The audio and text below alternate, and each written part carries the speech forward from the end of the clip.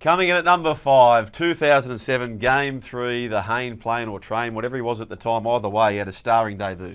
Yeah, Jarryd Hayne's one of my favourite players of all time. I remember what he did in that run for Parramatta to the semi-finals. To this day, I've never seen form like it. I've never seen a player put together back-to-back performances like that.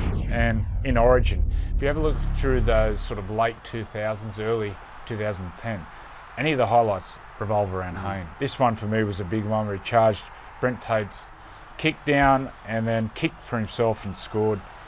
Polarises opinion, Jarryd Hayne, but for me he was an out-and-out superstar and one of New South Wales' best of all time. You played in this game, number 4, Game 3, 2000. So many records. I remember Girdler, 32 points, but an old teammate of yours features here. Yeah, Matthew Gidley. I think Gids got called up late for this game. I think we had an injury.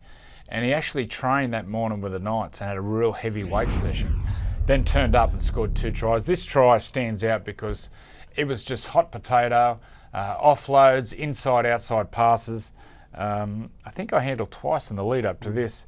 I don't know, I came off the bench in this game. I'd just come back from groin surgery. I don't know where I was playing, but just remember being involved, chasing the ball, and the ball was going to Fiddler and then to Scott Hill and offloads out the back, and it was just a great try and a great game. So Matt Gidley, great try. Number 3, Game 3, 2004. Now you were coaxed out of retirement. So too was Freddie Fiddler. And what a way to see this one out. Yeah, I was there that night. I was out injured. I'd tore my ACL early in the year. Went there as a fan and was really excited about Freddie coming back. Phil Gould coaxed him out of retirement. And it was always going to be a fairy tale for Freddie. One of our greatest, I think, in the top. I rated him in the top 2 or 3 players ever to play for New South Wales. First being Laurie Daly. And the charge down Lockie's kick and scores under the post. And I can remember Phil Gould was like whipping a horse, was just winding it up. And you could see how much it meant to Freddie, but also Gus. Gus had a huge role in Freddie's life and his rugby league career, so that was really cool to watch. Number 2, Mount Meninga got the fairy tale against the Bulldogs in the grand final in 1994, but Game 3 of Origin, different story. Yeah, Laurie gets this ball. I can remember it because I had this weird football. It was a yellow ball. I think it was a Summit ball. I used to play with different balls in Queensland. I can remember the ball, as always, in the early 90s went Stewart, long ball to Laurie, and Laurie went left foot, left foot, left foot, beat 5 defenders and scores next to the post. And New South Wales go on the back of that to absolutely destroy Queensland.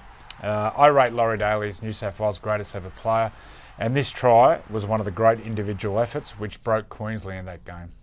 Number 1, Joey, this try, it stood the test of time according to you over 30 years ago now. Yeah, that's when the game on the line, there was a kick and Mark McGaw and Eddinghausen were chasing this kick. I think Mark McGaw gets the ball down inches before the dead ball line. I think they go on and win the game from this. It was Alan Langer's debut. I can just remember when it happened. No video refs in those days, thank God.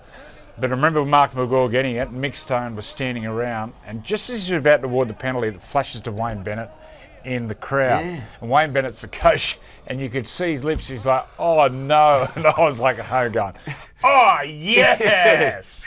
So that was a great moment, a great try for New South Wales, Mark McGaw. Yeah, and the driving wet, wasn't it? They scurry through. Well done. Top 5 tries for New South Wales of all time, according to this man, Andrew Johns.